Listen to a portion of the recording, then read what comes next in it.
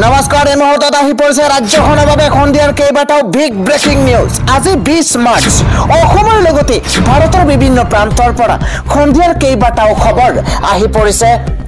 এই মুহূৰ্তত জনাই আছো এটা ব্ৰেকিং নিউজ বিহাৰ দিৱস পাতিলেই অসমত হ'ব খৰাইঘাটৰ দ্বিতীয় ৰণ বিহাৰ দিৱস পাতিলেই অসমত হ'ব খৰাইঘাটৰ দ্বিতীয় ৰণ শিৱসাগৰত হুংকাৰ ছাত্ৰ মুক্তি সংগ্ৰাম সমিতি আৰু যুৱ বাহিনীৰ অসমত অনা অসমীয়াৰ দবদপনি নচলিব কোনো কাৰণতেই অসমত বিহাৰ দিৱস পাতিবলৈ দিয়া নহব বিহাৰ দিৱসক লৈ উত্তাল প্ৰতিবাদ সাব্যস্ত কৰা হৈছে শিৱসাগৰত বিহাৰ দিৱস পাতিলেই অসমত হ'ব খৰাইঘাটৰ দ্বিতীয় ৰণ শিৱসাগৰত হুংকাৰ ছাত্ৰ মুক্তি সংগ্ৰাম সমিতি আৰু যুৱ বাহিনীৰ আন এটা খবৰ হৈছে বাংলাদেশত ৰাজনৈতিক পট পৰিৱৰ্তনৰ ইংগিত বাংলাদেশত পতন ঘটিব ইউনুস চৰকাৰৰ অন্তৰ্বৰ্তীকালীন চৰকাৰ উৎখাতৰ যোজা 26 মাৰ্চৰ ভিতৰত বাংলাদেশৰ ৰাজনীতিত পট পৰিৱৰ্তনৰ ইংগিত দিয়া হৈছে এটা ব্ৰেকিং নিউজ পলিটিকেল ডাঙৰ খবৰ আৱামী লীগৰ নেতা কৰ্মী খাজু হ'বলৈ নিৰ্দেশ শেখ হাছিনাৰ মোহাম্মদ ইউনুসক সাক্ষাৎ কৰিছে বাংলাদেশৰ সেনা প্ৰধান তুলসী গাবাৰ্ডৰ ভাৰত ভ্ৰমণক লৈ বাংলাদেশত ব্যাপক চৰ্চা অব্যাহত আছে বাংলাদেশত পতন ঘটিব ইউনুস চৰকাৰৰ আৱামী লীগৰ নেতা কৰ্মী খাজু হ'বলৈ নিৰ্দেশ শেখ হাছিনাৰ পৰৱৰ্তী খবৰটো হৈছে আমেৰিকাৰ দৰে ৰাজপথ হ'ব এবাৰ অসমত 3 লাখ কোটি টকা দিব এবাৰ কেন্দ্ৰই এই ডাঙৰ ঘোষণা কৰিছে নীতিন গাডকাৰীয়ে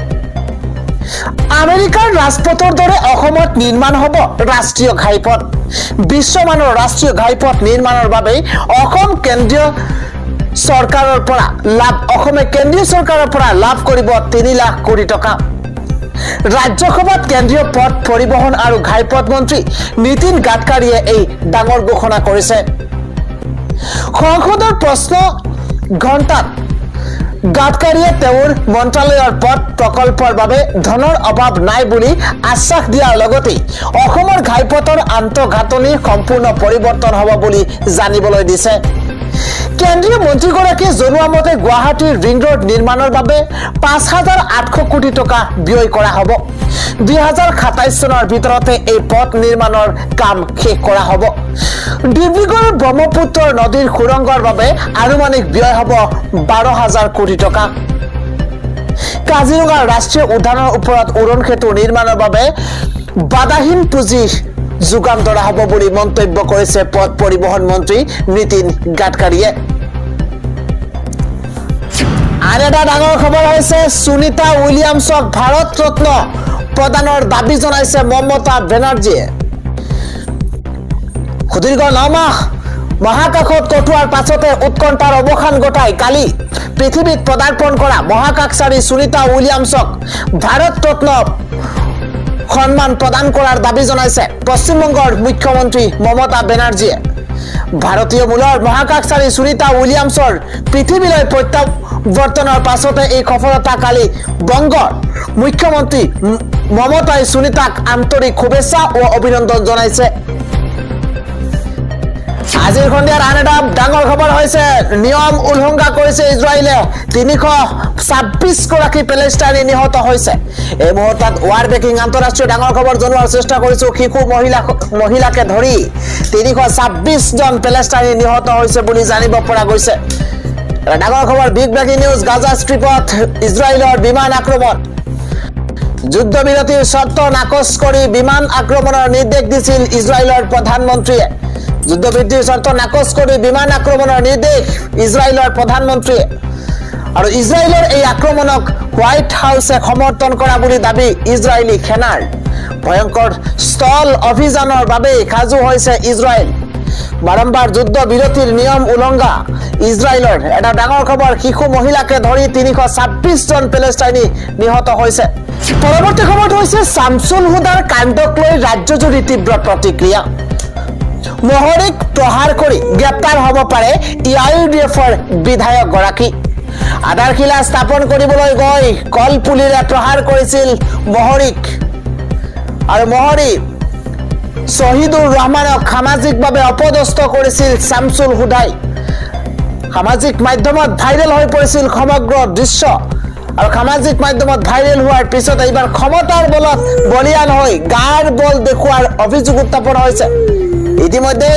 গৌৰীপুৰ থানাত দাখিল কৰা হৈছে এজাহাৰ শহীদুৰ ৰহমানে শামছুল হুদাৰ বিৰুদ্ধে দাখিল কৰিছে এজাহাৰ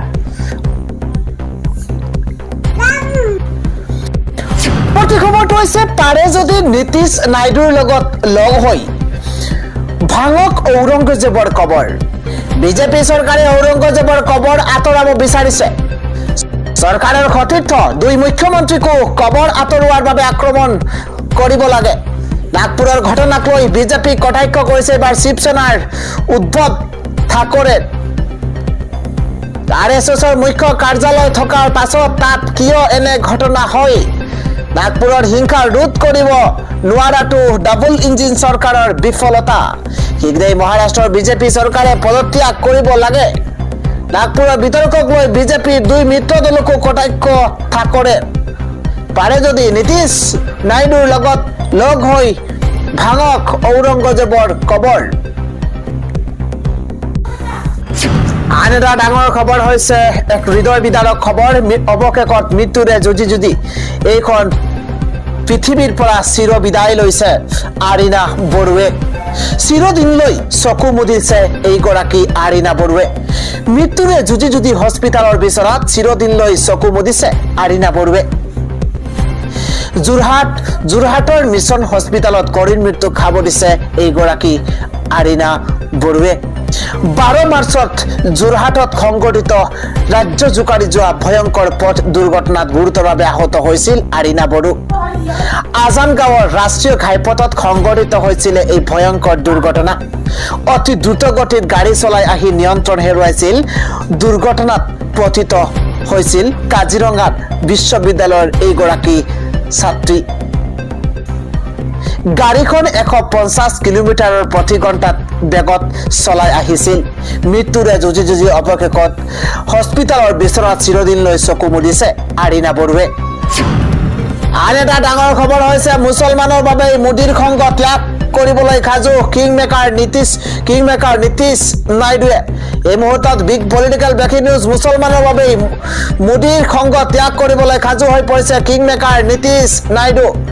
মুছলমান বিৰোধী স্থিতি ললে মোদীক বিদায় দিব কিংমেকাৰ নীতিশ নাইডুৱে দেশৰ মুছলমানৰ সাহস এনডিএৰ কিংমেকাৰ নীতিশ কুমাৰ চন্দ্ৰবাবু নাইডু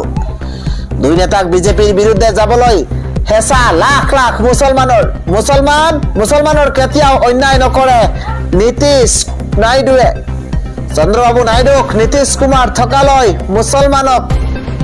একো কৰিব নোৱাৰে বিজেপিয়ে দুই কিংমেকাৰক মুছলমানৰ পক্ষ নেৰিবলৈ আহ্বান আসাদুদ্দিন ওৱেইছি ডাঙৰ খবৰ সদায় মুছলমানৰ পক্ষত থাকি মাত মাতি যাবলৈ অনুৰোধ চন্দ্ৰবাবু নাইডুক নীতিশ কুমাৰক মুছলমানৰ বিপদৰ সময়ত দুই কিংমেকাৰক সহায় মুছলমানে কোনোদিনেই নাপাহৰে অনাগত দিনতো এনেদৰেই মোদী চৰকাৰৰ শাসনৰ বিৰুদ্ধে মাত মাতি যাবলৈ আহ্বান জনাইছে যদিহে কিংমেকাৰ চন্দ্ৰবাবু নাইডু নীতিশে সদনত আমাক সমৰ্থন কৰে তেন্তে ওয়াকফ বিধায়ক গৃহীত নহয় এনে কোনো শক্তি নাই যিয়ে নেকি ওয়াকফ সংশোধনী বিধায়ক গৃহীত কৰাব পাৰিব ওয়াকফ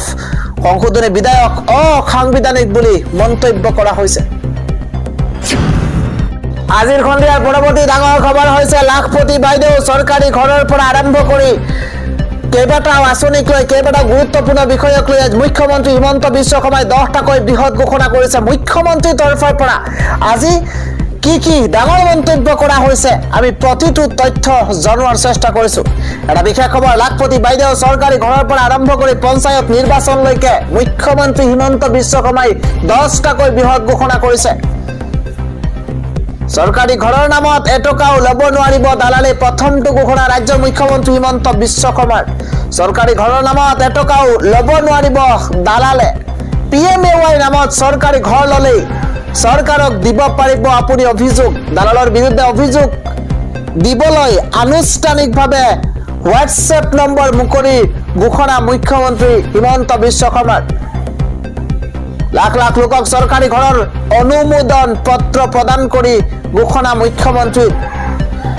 ঘৰে ঘৰে জীৱিকা সখীকৈ নিৰ্ধাৰণ কৰিব প্ৰকৃত হিতাধিকাৰী কোন কোনে পাব চৰকাৰী ঘৰ ছেপ্টেম্বৰ অক্টোবৰ মাহত পুনৰ 3,80,000 লোকক দিয়া হ'ব চৰকাৰী ঘৰ ইতিমধ্যে ডাঙৰ ঘোষণা ৰাজ্যৰ মুখ্যমন্ত্ৰী হিমন্ত বিশ্ব শৰ্মাৰ কেৱল সিমানেই নহয় চৰকাৰী ঘৰৰ নতুন হিতাধিকাৰী বাছনি কৰিবলৈ ঘৰে ঘৰে যাব সখী বাইদেউ গাঁৱে গাঁৱে দুখীয়া পৰিয়ালক চিনাক্তকৰণ কৰিব জিঅ' টেকিংৰ জৰিয়তে চিনাক্তকৰণ কৰিব ফটো মাৰিব আপোনাৰ পুৰণি কেঁচা ঘৰৰ পঞ্চায়ত নিৰ্বাচনক লৈও চূড়ান্ত ঘোষণা কৰিছে মুখ্যমন্ত্ৰীয়ে মুখ্যমন্ত্ৰীয়ে কয় যে বিহুৰ পিছতে 2-5 এপ্ৰিলৰ ভিতৰতে ঘোষণা হ'ব পঞ্চায়ত নিৰ্বাচনৰ দিন পঞ্চায়ত নিৰ্বাচনত ৰাজ্যত অনুষ্ঠিত হ'ব বুলি গ্যাৰাণ্টি দিছে মুখ্যমন্ত্ৰীয়ে 31 মাৰ্চত ঘোষণা নহয় পঞ্চায়ত নিৰ্বাচনৰ দিন হায়াৰ সেকেন্ডাৰী পৰীক্ষাৰ পাছতে যিকোনো সময়তে ঘোষণা হ'ব পঞ্চায়ত নিৰ্বাচন ইতিমধ্যে মুখ্যমন্ত্ৰী গৰাকীয়ে ডাঙৰ ঘোষণা কৰিছে 1 এপ্ৰিলত লাখপতি বাইদেউৰ মহিলাই পাব 10,000 কোটি টকা কেইটামান বিষয়ত গুৰুত্বপূৰ্ণ ঘোষণা কৰিছে মুখ্যমন্ত্ৰী হিমন্ত বিশ্ব শৰ্মাই প্ৰতিগৰাকী লাখপতি বাইদেৱে নিজৰ বেংক একাউণ্টত পাব এই চৰকাৰী 10,000 কোটি টকা 10,000 কোটি টকা দিয়াৰ পাছতে চৰকাৰে আৰু 25,000 টকা কৈ দিব